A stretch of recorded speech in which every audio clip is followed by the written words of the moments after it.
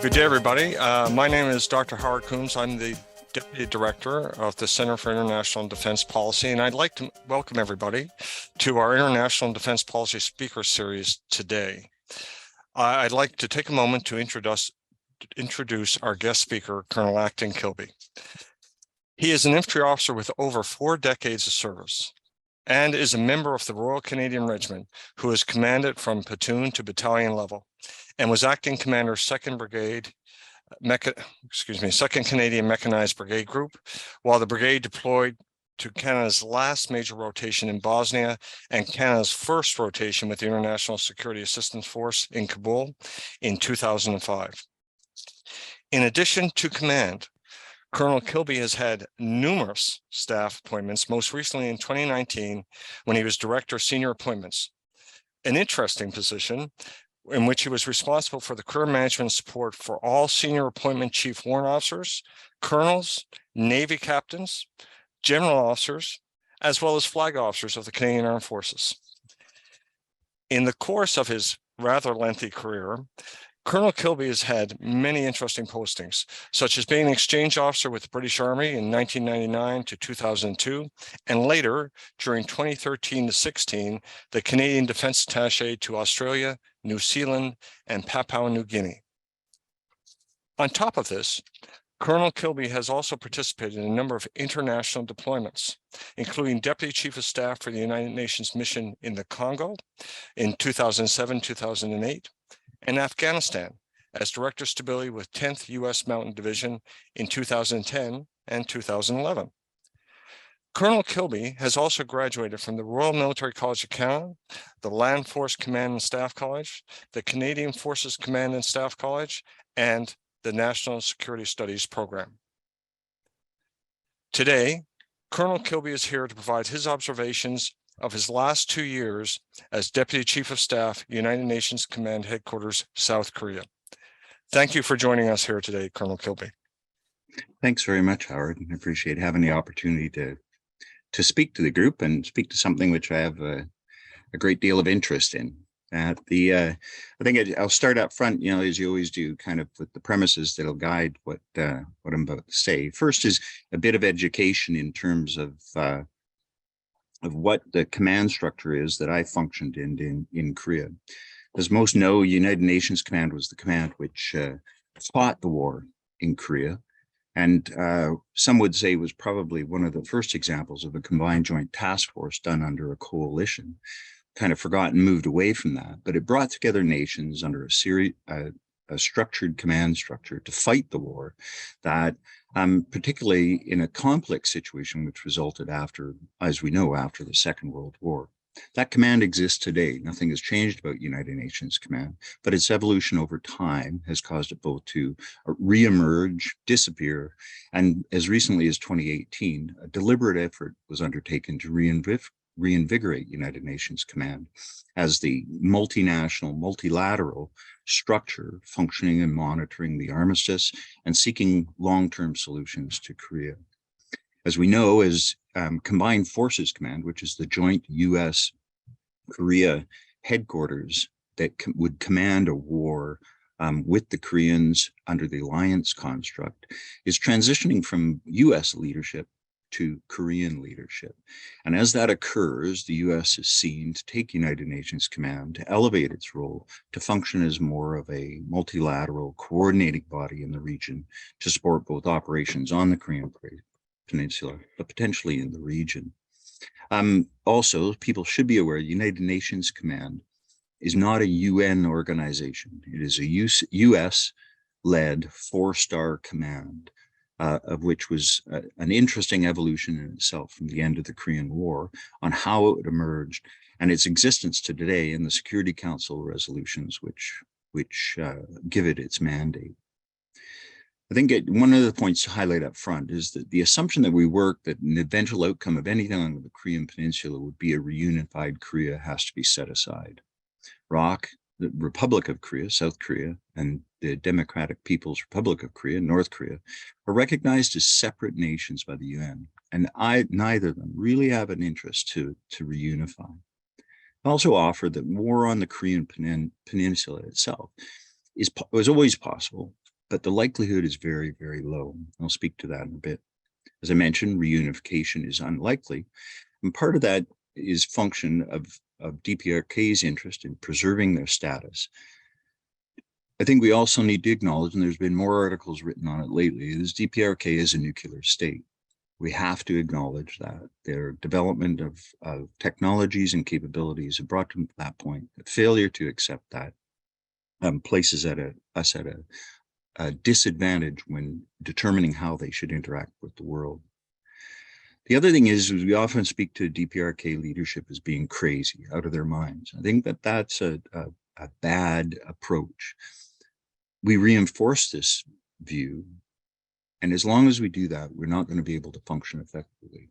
DPRK, the North Korea, Kim in particular, follows a very deliberate process and path. It's very structured, tremendous amount of thought, and obviously influenced by factors such as the Chinese. But to dismiss his behaviors frequently has brought nothing but challenge for us. The armistice and its enforcement is a more useful tool. What I observed in us working to maintain and preserve the armistice was that we underutilized the mechanisms which both have Security Council and General Assembly endorsement. We need to look at that as we move forward.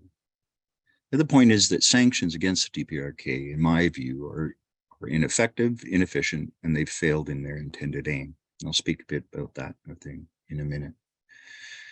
The other is that the ROC is in a complex and difficult situation, stuck between principally China and the United States. What it does need is supportive membership from peer nations so that it can remain as an effective and cooperative member in the international efforts in the region. We have a tendency to dismiss and set it aside. But there's an opportunity with Korea to help them move into that responsible global leadership role, the middle power range, which benefit us all. A bit on my role, just so we're clear, as the Deputy Chief of Staff for United Nations Command. I mentioned previously that I was the plate spinner. So I managed all of the threads in the command in support of the commander. So I had a unique opportunity to be able to observe all the organizations and get a good view of what they did. We spent a tremendous amount of time with the United Nations Command Military Armistice Committee, UNCOMAT, which directly supervised the enforcement of the armistice. And I was fortunate to be able to work with both the government of Korea and the military to manage initiatives that could improve dialogue and stability, both within the DMZ, but as Korea as the whole. And indeed, supporting daily operations, which we observe frequently, both through missile launches and regular infractions and violations of the armistice, which shaped how we would behave and function on a daily basis. I mentioned earlier about war. It's my opinion that it's unlikely. It doesn't serve anybody's aims in the regions. It certainly doesn't serve China to have that instability. The advantage of having DPRK in position creates a thorn that's to their advantage, and allows a buffer between principally US influenced South Korea and China's mainland. It doesn't serve the US interests as well, with having a foothold on the Asian continent in South Korea. The US sees that as huge value, both for regional aims as well as for their own interests, and as well as reinforcing Korea and its continued development and role in the region. It doesn't mean that risks there are gone and that the probability of conflict can be set aside. The nature has changed. It's more likely nowadays to be seen as a US-Chinese conflict involving Taiwan and the broader sub-region, rather than something happening specifically. But accidents are likely. We've seen incidents, the Chosin in 2010, Waipido shellings, border shootings in 2017, 2020, 2021, where the risk of escalation was real, but it never really manifested itself into a protracted battle. And I'll speak that, and a link to the armistice has helped those. DPRK's missile development program is research, although not really demonstrations of defiance, which they are into themselves. That's really not what the intent is there. This isn't provocation. This is them developing capabilities to resolve themselves as a nuclear capable nation. I'll speak a bit more in a moment. Although the probability of resumption of war on the Korean Peninsula is unlikely, our approach needs to take this into account and recognizing the enduring friction point that the demilitarized zone creates. I spoke to reunification. What's highlighted frequently is the South Korean constitution includes one of the points is the reunification of the Koreas. What this means varies greatly between the political parties in the country, and we've observed that recently. Former President Moon would concede almost anything to ensure ongoing dialogue and interaction with North Korea. They didn't really achieve that dialogue for a variety of reasons, but he would make surprising concessions to try and accommodate North Korea and find means by which they could work towards a relationship development. Whereas President Yoon, current president, sees a far more aggressive approach, operating from a position of power and being prepared to penalize North Korea and for violations both of sanctions but also of armistice violations. However, both nations don't demonstrate an interest in even collaborating on some basic activities, let alone substantial dialogue. Multiple attempts, in at least even in my 2 years during the pandemic, failed. Most of those were based on either our imposed requirements that had to be achieved to do that, or North Korea's lack of interest to approach that. In addition, we have to accept that the South Korean population has really no interest in absorbing North Korea. It isn't a Germany situation where there's a shared desire and intent, and much of the South Korean population would just see it as a liability to absorb North Korea, all that it comes with it, and the economic liabilities that that would impose. In addition, the US, Russia, and China see no perceived gain from reunification, and often some would work to delay or prevent or to complicate any serious attempts, as it wouldn't serve, at least in the interim, their interests to see that reunification. Regarding the armistice, it's hugely misunderstood. It did provide a 72-year, or has provided a 72-year pause in the conflict. It's internationally agreed. It has Security Council and General Assembly endorsement, and it is a mechanism that can effectively structure and guide discussions. It's a useful tool. It has been effective. It's been the reason why things have not escalated. The opportunities were significant incidents, the sinking of the Chosin being a prime example, instituted near immediately mechanisms within the armistice to structure discussion and to allow that dialogue to take place to avoid what could have been an all-out exchange leading potentially to war. It also provides the armistice also provides a benchmark and a threshold for dialogue, of which we haven't been good at using because we've looked to other mechanisms to sort that. And I would argue that pulling ourselves back to those principles and that structure of that armistice may provide us with that opportunity to move forward. In addition, because of the signatories and participants in United Nations Command, the 22 nations that fought and supported UN Command during the war, it affords us also an opportunity within a structure to be able to participate in the dialogue of what goes forward in the region. With North Korea, DPRK, we failed to offer that it is a recognized state. I mentioned that it should be treated as a nuclear state because to our advantage, by treating that nation in that manner would bring them into a discussion regime that they have not been participant in and may afford some opportunities. But we have to acknowledge that currently they've done nuclear tests. We believe that they have reasonable capability, and they've demonstrated missile capabilities that could reach most of our nation's capitals from North Korea. And we therefore should be looking at it from that approach rather than continuing to pursue programs which may prevent it. 70 plus years of isolation, we should not assume that they want our help. General Camera reminded people frequently that we should not assume that entering into North Korea is going to be done with open arms, that we need to consider that 70 years of conditioning and approach causes that population to look at us in a very different way. If we use the Germany model, it took years for Germany to integrate the East Germans after only 45 years of Warsaw Pact influence. This is where they had a shared interest and desire to overcome. That doesn't exist in Korea. And so we need to set that aside and assume that perhaps resistance isn't simply in political leadership in the North, but also in the population. From political side, we forget that it's one of the most enduring and effective dictatorships in the world. I believe it's the only one that's managed to go through 3 generations. and it's been able to function despite various sanction efforts. This serves China's interests well as the Kim dynasty's interest, and they have no interest in loss of power.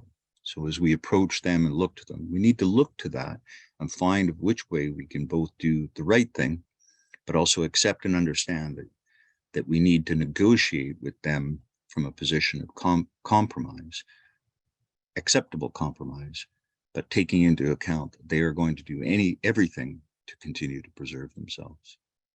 The sanctions is interesting to observe from Korea. As people may be aware, Korea is directly involved in the enforcement and application of the 1718 sanctions committees. There's 20 plus sanctions dealing with denuclearization. But from my perspective, they've failed.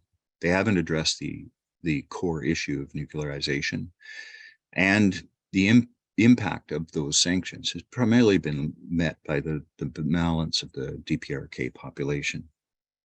Russia and China and others have managed to maneuver around the sanctions, and that has just instituted a mindset within the leadership in North Korea that they can continue to function, and that those who are against their nuclearization, are impotent to do anything about it.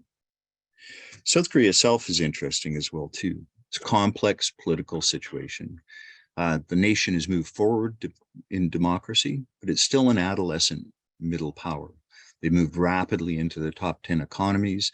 Their nation has progressed in an amazing way, but they still are fairly unpredictable, both internationally and domestically.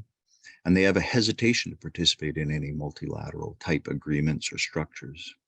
The frictions with Japan continue, and if you're there and living with them, you realize that those elements are very real. They're not imagined and they're not secondary. They're first and foremost, frequently in the Korean's mind, is that sense of continued betrayal and the violations that Japan exercised against them during the occupation and the war. Their domestic economic concerns outweigh almost everything else. We're all similar in that way, but in that case they will balance and adjust themselves based on economic growth. You know, theater ballistic missile defense attempts in the mid 2000s and later 2014-ish were really stalled by China putting pressure on South Korea, caused political will because it was all about the economy. And we need to understand, it comes back to that adolescent nature, is their trade-offs will be local, not necessarily things in the global context. And we need to work with that. Like most developed nations, they have virtually no population growth, and immigrants now are making a far larger part of the service sector and the labor sector in the nation. That influences how politics unfold, and it influences what the expectations of that population are. In addition, there's still thousands of Korean War veterans alive, and they influence the political domain. The 50 plus group of people are the children of the war, and they are the builders of what we see in Korea today. They represent almost 40% of the population and will continue to exercise what we see as very hierarchical, less transparent methods, because it has been the success that the nation's enjoyed. But that's contrasted by the under 40s, which is about 30% of the population. They're not necessarily with that program. They've had a huge privilege, huge opportunity, moved away from primary industries in the agricultural sector, and are not interested in working as hard or as diligently, generally, that as the older population. You know, it's the fruits of the success that they're faced with. And this is going to influence how Korea moves forward in the coming years. I mentioned about multilateralism. It's somewhat of an Asian nature, a lack of participation in multilateral structures. Chinese in particular will fight any attempts made by Korea to work forward on a multilateral structure. And they believe that, you know, a lot of those things bring risk to themselves. So United Nations Command spends a huge amount of time trying to educate ROC government and the military on the value of that multilateral approach, both through operations, through combined and joint successes that we've observed globally, what we observe in regions of the world where we've had success by applying multinational organizations, and to help them support both their independence while understanding how to work in a architecture of compromise as a middle power. So, I would argue that a reunification is unlikely. We need to deal with both those nations as separate and distinct entities. DPRK will endure. The world generally doesn't have the will or the interest to overthrow a dictator. And we need to find a mechanism by which we can normalize those discussions. I think also when working with South Korea, is encouraging participation in the multinational forums will help both they and ourselves, those nations who fought in the war and others, to build organizations that allow for that engagement within a structure that'll lend a degree of stability to what goes on.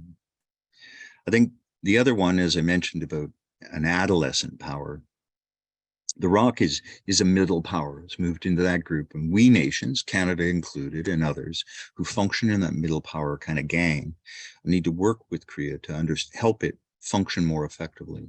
So if we're going to prevent it from being drawn into an either or type model, is find a way to work with them and engage with other players. Greater engagement with NATO, greater engagement with other multilateral structures will help them to understand that there's a gain from that, but a degree of compromise as well, and they need to deal with that. There are efforts, and there have been efforts to try and establish more effective dialogue with the DPRK, but we always come in both showing the sanctions card, but also kind of punitive aspects against it. I think there needs to be a new approach. There's a number of diplomats and other leaders who would offer, we need to maybe change our approach to a degree to establish dialogue. I think part of that is accepting that North Korea is a nuclear state. Just accept it and let's move forward. Because the victims really of everything that we've done are the citizens. The citizens of North Korea are the ones who are enduring horrific conditions. And if we truly believe that we want to shape and inform, educate, and develop for a more stable region, we need to invest in DPRK in a manner with some concessions to ensure that we support the population that has endured 70 years of dictatorship. The other is that, and people may disagree, but South Korea needs to work on its government structure to be more transparent and visible. It has to fight corporate corruption, which is endemic within the system, and to develop a more equitable society. One of the greatest losses to the population that we observed there has been younger people, the under 40s, again, under 30s, actually departing Korea for opportunity elsewhere because they cannot fit into the hierarchical structure. I think that'll pose greatest challenges for Korea in the coming years, and is already being observed that demographic changes are going to require them to reduce the size of their armed forces. They'll invest more in technology, but the human resource is continuing to diminish and losing less interest in remaining in what is a very hierarchical structure with, to a degree, some hugely archaic views on hierarchy and how government should function and the role of corporations. We also need to work in pulling the ROC into engagement with other nations, active interaction. Canada, Australia, UK, others who are active participants in the peninsula and supporting there, is pulling them in to be participants in activities so that they develop a competency and understanding of functioning in a multilateral structure. We have a tendency to go there and do things in their context under their terms. And I think part of that education is we need to pull them back. And there are efforts to do that so that they understand that value and strength in working in multilateral structure. Hence why my time in United Nations Command, we moved from roughly 25 multinational officers to almost 50 as a means of visible presence within Korea and within the command to demonstrate to them that value of operating in a multinational structure. So like I said, war in the Korean Peninsula, in my opinion, is unlikely, doesn't serve interests, and needs to be set aside as the primary driver for a number of things we do. Reunification is unlikely. It's not practical from certain sense, and there isn't a general will that would influence that. I also think DPRK needs to be accepted as if not a nuclear state, as one on the verge. They have the technologies, they have the means, and we need to look at that and understand how that could be utilized to temper our approaches. Our current system of sanctions, in my opinion, have failed. They're inefficient. And we need to relook at how and what really that outcome is going to be, given that nuclearization has failed, or denuclearization has failed. And I think international engagement is critical. The number of nations who participate economically with South Korea is huge. That, however, from a military standpoint and working with that broader security framework, we need to move that forward. If we're going to find a way to reinforce what we believe to be the just and viable architectures, not only to deal with the Korean Peninsula in itself, but what we observe as an increasingly dangerous area, both in terms of the Eastern Sea as well as the Western Sea, the Sea of China. So at that point, I'll take a pause and offer an opportunity if there are any questions or points or anything else that you want covered. Howard?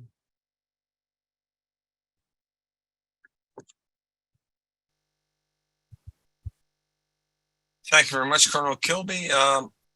Questions from the audience? I see the chat is starting to populate. I will start off, though, with a personal question that I was curious about, Colonel Kilby, when you were talking about your perspective on the United Nations Command Headquarters.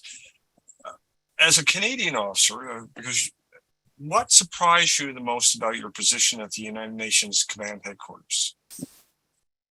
Good question, Howard. I should offer that things changed. So currently, Canada's General Eyre was the first non-US deputy commander of United Nations Command.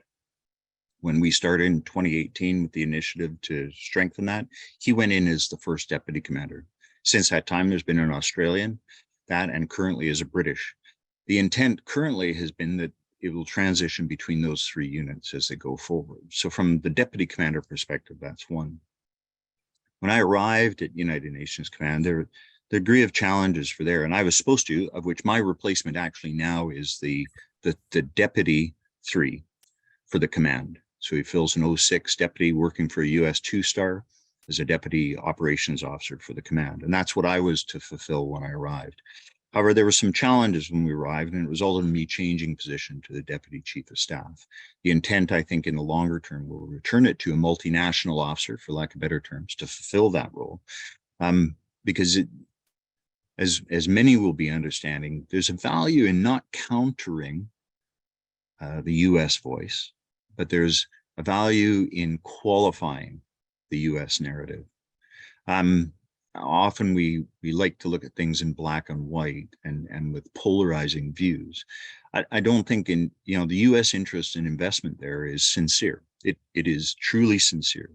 Stabilize the peninsula, support South Korea, and function effectively in the Pacific security architecture. However, they do that in a very American manner. And I think they're at the point now, Korea is at the point now.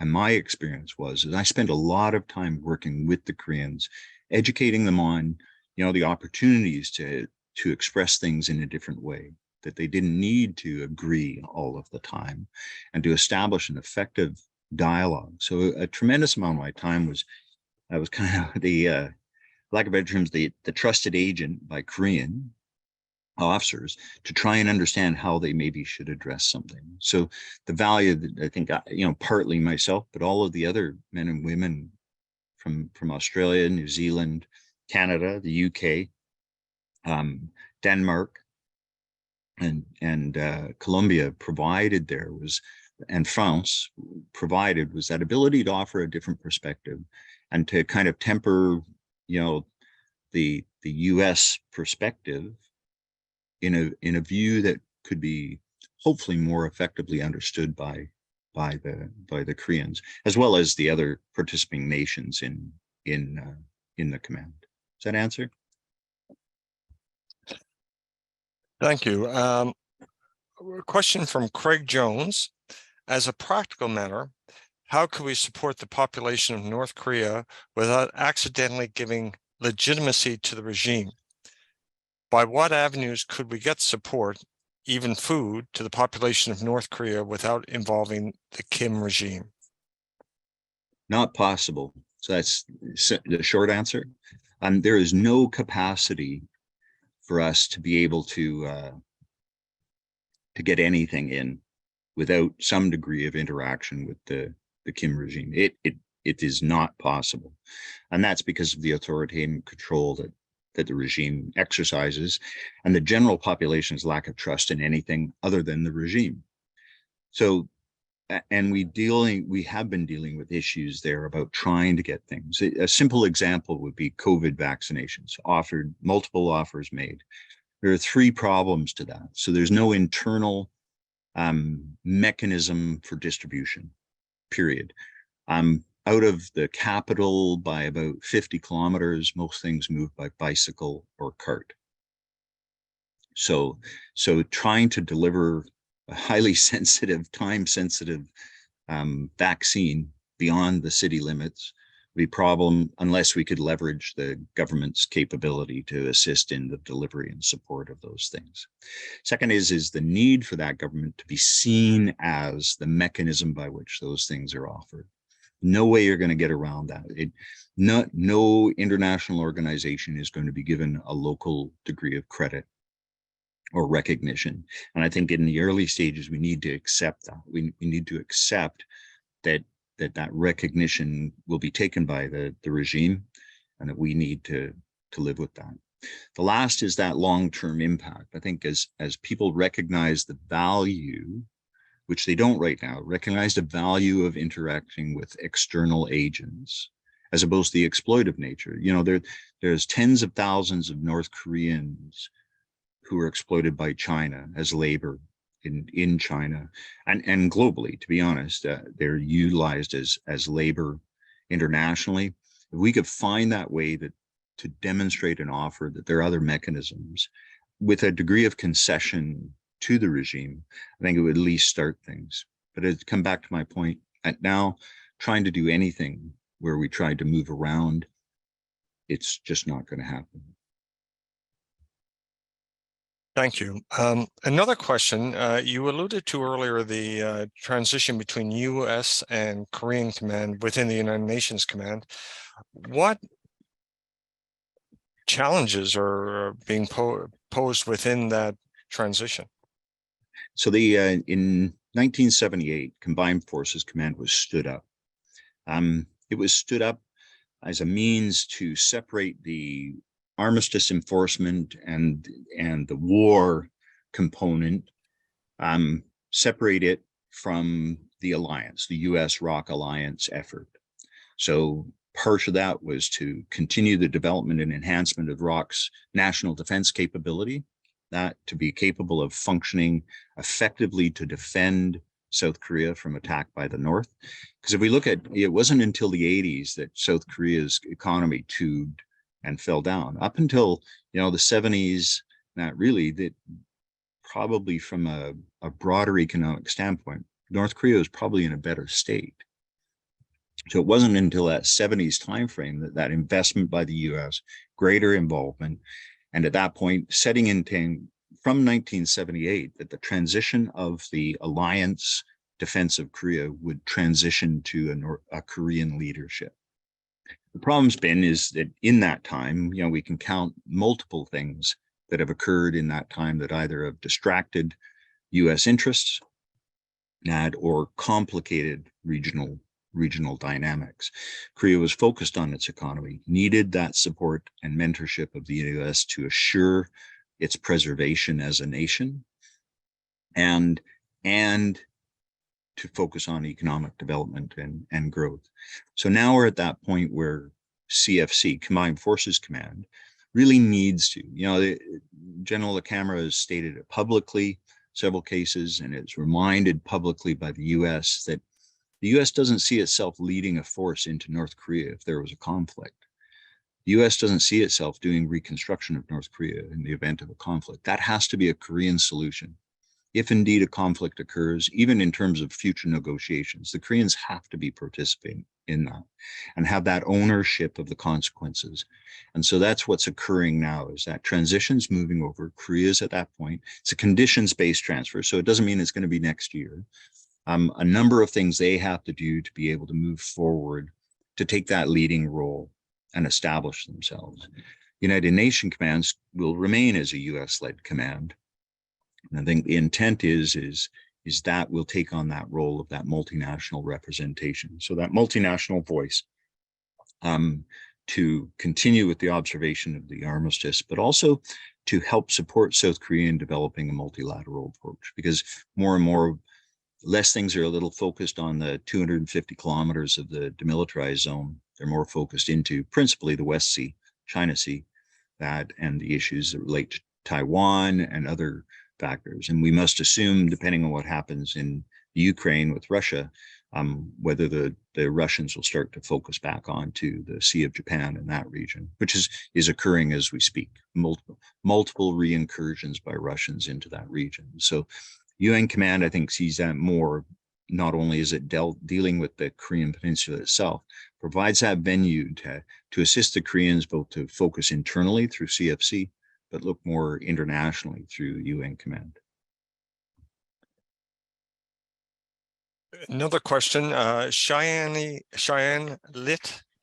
Pardon me, Cheyenne, if I've mispronounced your name. Do you think the Korean perception of the peninsula's population as one people has changed due to the time it has spent divided? Yeah, I guess it's interesting because the Koreans still look at themselves all as Koreans. So as a people, that's there. Most Koreans you speak to do not discriminate. They discriminate between the nations, the territories, the geographic zones. They see that separation, but they still see themselves very much as a single people. It's surprising in South Korea that there are elements of what we would probably call North Korean culture that are still participating in South Korea. There's a lot of North Koreans who live in South Korea, some who fled, and others, before the pandemic, there were probably 100 to 150 people from the North, would make it to the South each year.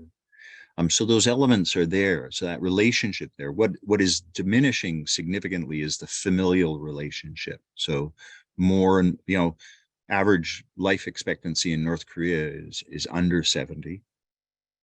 So that population group that had that familial link is slowly departing.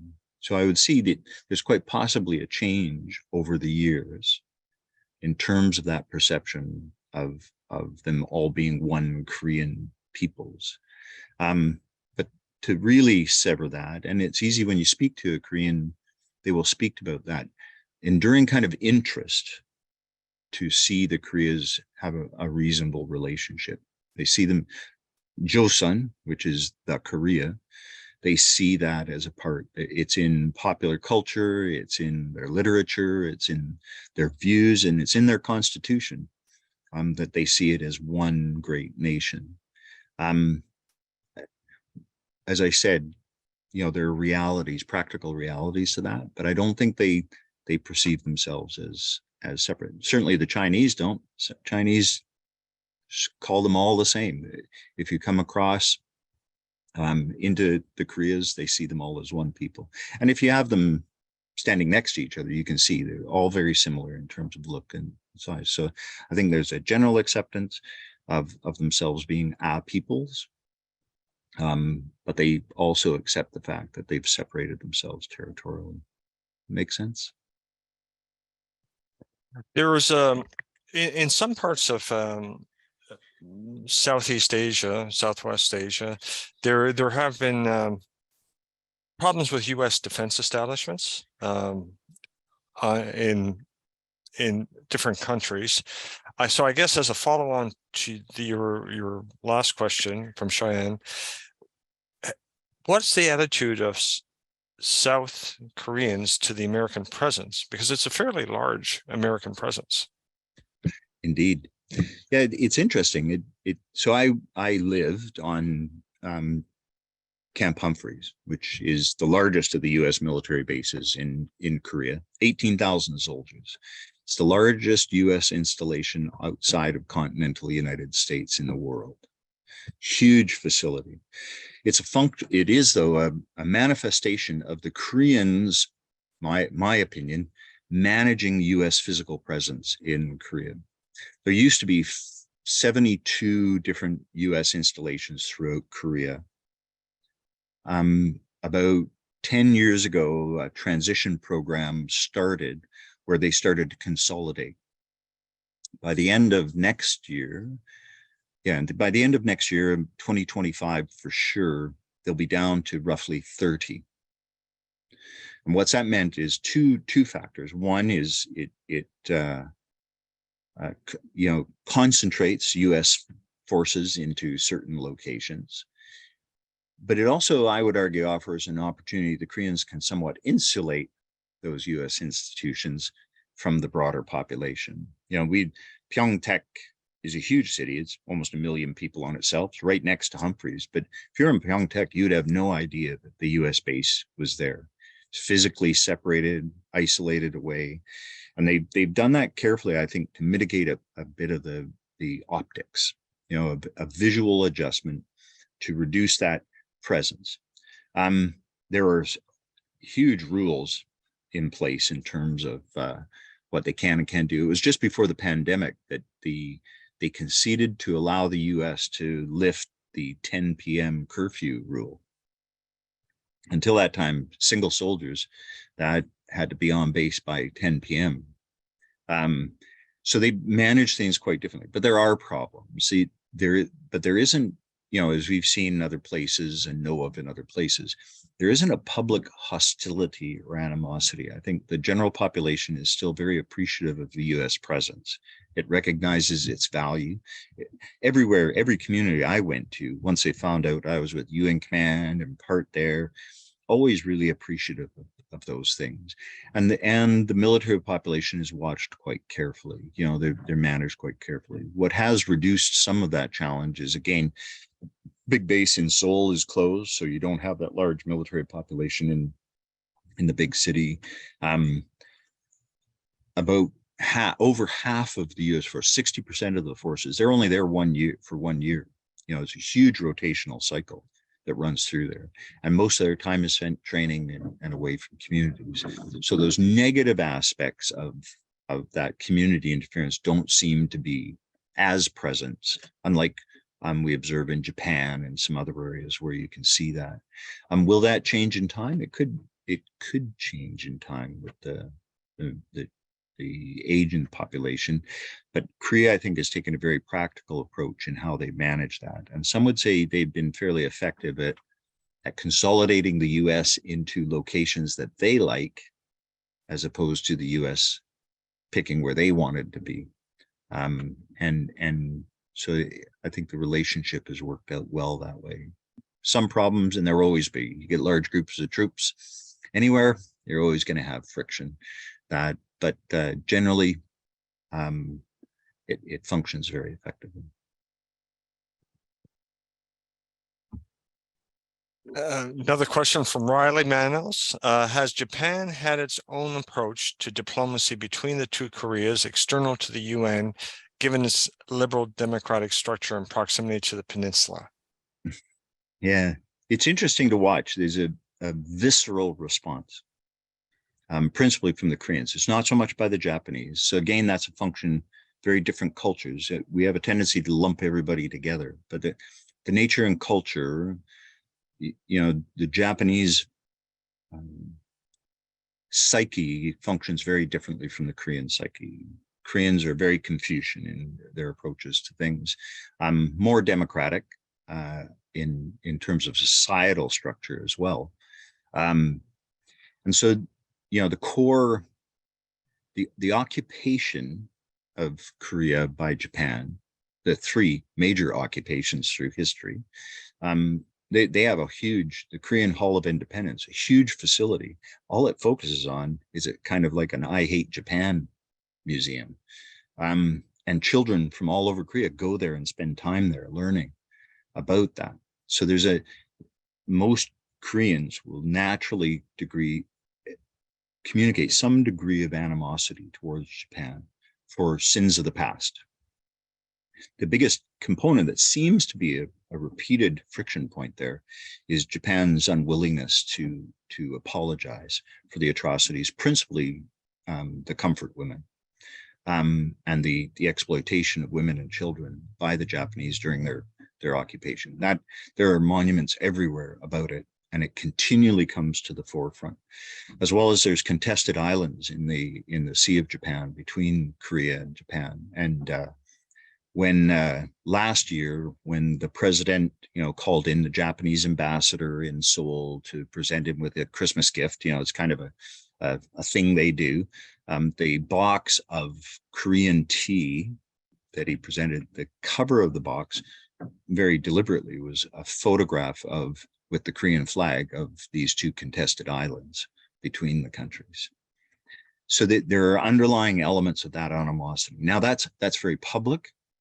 The reality that they're huge trading partners with each other, the fact that they are working on security cooperation, principally US-led. The US has put a huge amount of effort to maintaining the tri-CHODS discussions to ensure that a response in the event of a problem that is done in a collaborative way. And we would expend a huge amount of effort every time we had a missile launch and trying to ensure that all 3 points were being tracking. Everybody was sharing a comment. Nobody misinterpreted what was happening, so that the potential for that dialogue resides there.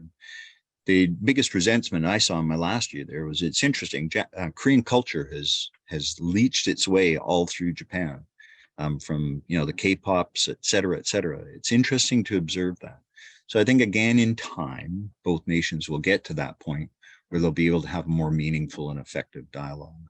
But that resentment and resistance that is there, that's resides, long before the Second World War, but principally enduring from the Second World War, needs to move forward before any effective kind of relationship will be developed. Thank you. And we have, for our last question, Michael Aronoff asks, you discussed the need to recognize North Korea as a nuclear power or nation on the verge of nuclear status. But the US continues to focus and emphasize denuclearization in dealing with North Korea. What will it take to shift this US position? So again, you're getting into elements of policy lines, national policy lines, and the US, in their defense, they cannot stray from those until executive decisions are made in terms of broader national strategy are made. There's no mechanism to move that, and until that is seen from a domestic standpoint that it's time to look that way, they won't publicly address that. Separate from that, huge initiatives to try and deal with that. We have to also accept the fact that if you allow, or it's perceived that you've allowed North Korea to become a nuclear power, what do you do about South Korea? Would you not then be compelled to provide them with that capability? Would you not, be obliged to do that? And that complicates that discussion. I think we'll observe, I've seen a couple of US articles recently, a number of European articles speaking to the issue of North Korea and the recognition that though they have not fully demonstrated, they have demonstrated all of the component parts that are there. I think they're smart enough and probably influenced by China not to go to that next step. But to assume that between Chinese and Iranian support to develop their program, to assume that they cannot effectively launch a ballistic missile with a nuclear, even a dirty warhead, to hit Washington, D.C. would be pretty ignorant on our part. Our ability to counter that, is hindered by the fact that we would not want to be the one who who causes that crisis or that incident that's there, and the consequences obviously are catastrophic. So I think we will watch. The narrative has become a little more public. the recognition in the military advice has become a little bit more deliberate back home, to look at, how do we deal with this? What do we do now?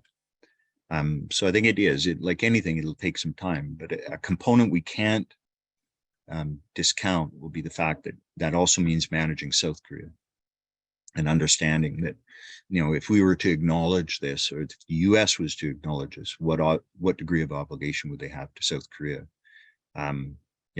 South Korea does have a constitutional amendment that addresses denuclearization of the peninsula, but it does lend a complexity. So I think it's just a matter of time. Like I said, and I take the hits if you want to argue about it, but the sanctions have not functioned. They have not worked. That's because of all kinds of other players not letting it work. They've achieved missile and technology capabilities that can be put together to achieve that, and we need to admit it, to acknowledge that and work from that as a position and standpoint. That worked as an answer. Well, thank you, Colonel Kilby. So that wraps up our IDP speaker session for today. But on behalf of the director of the Center for International Defense Policy, Senator Hugh Siegel, and the faculty and staff associated with the center, I'd like to thank you for making yourself available to come here today, particularly as you're in the midst of a transition into your next tactical bound.